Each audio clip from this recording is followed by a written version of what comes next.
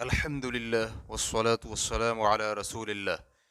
کیا منگیتر کی والدہ سے شہوت کے ساتھ مصافحہ کرنا بیٹی سے شادی میں مانع ہے؟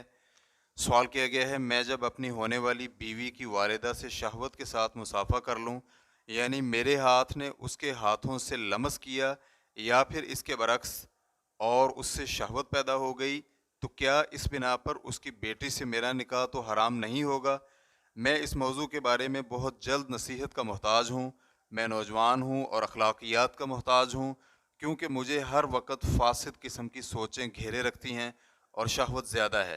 میں اگر صرف کسی عورت کو دیکھ ہی لوں یا پھر غلطی سے اگر کوئی عورت مجھے چھو لے تو میرے اندر شہوت پیدا ہو جاتی ہے۔ الجواب بعون اللہ سبحانہ و تعالی، آپ کا اپنی ہونے والی ساس کی طرف شہوت سے دیکھنا اس کی بیٹی سے نکاح میں مانع نہیں ہوگا، اس لیے کہ بیٹی سے شادی کرنا اس وقت ممنوع ہوگا جب آپ اس کی ماں سے شادی کر کے دخول کر لیں۔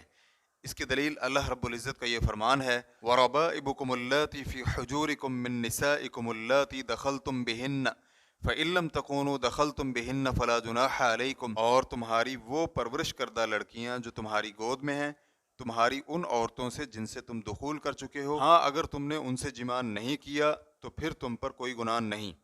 سورۃ النساء آیت نمبر 23۔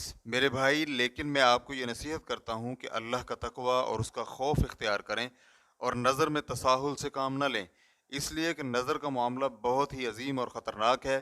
یہ ایسے شر اور برائی کا دروازہ ہے جس کی انتہا نہیں ملتی۔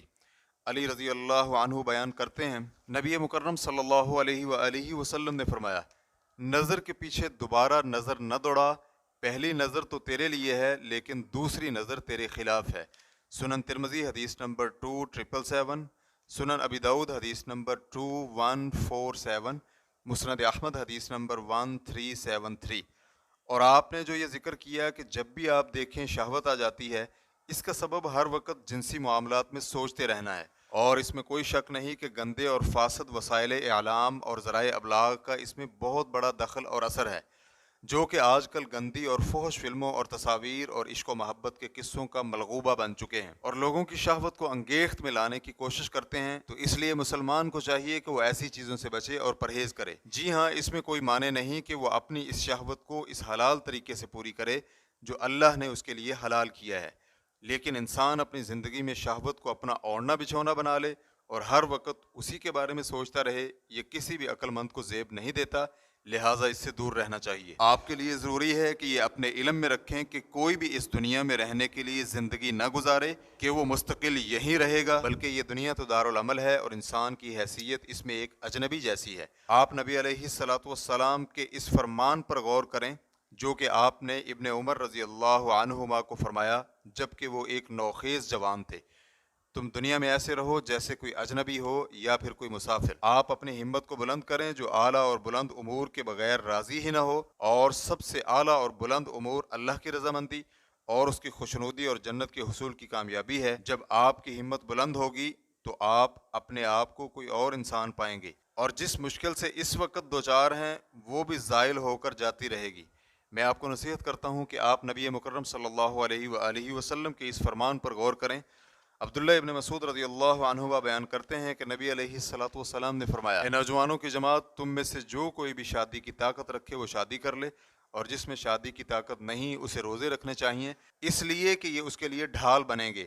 صحیح بخاری حدیث نمبر 5065، صحیح مسلم حدیث نمبر 1400۔ اور آخر میں آپ سے گزارش کرتا ہوں کہ آپ اللہ رب العزت سے التجا اور دعا کریں، اس لیے کہ جو بھی دعا کرتا ہے وہ کبھی بھی خائب و خاسر نہیں ہوا، اور اس کے ساتھ ساتھ کوشش اور عزم اور اپنے نفس سے مجاہدہ بھی کریں اور ان گندے وسائل سے بالکل قطع تعلقی کر لیں اور اپنے دل کو اللہ کی محبت اور اس کی ملاقات کے شوق سے بھر لیں۔ اللہ رب العزت سے دعا ہے کہ ہم سب کو علم نافع، اعمال صالحہ اور خشوع و خضوع والا دل عنایت فرمائے اور ہماری دعا قبول فرمائے، آمین۔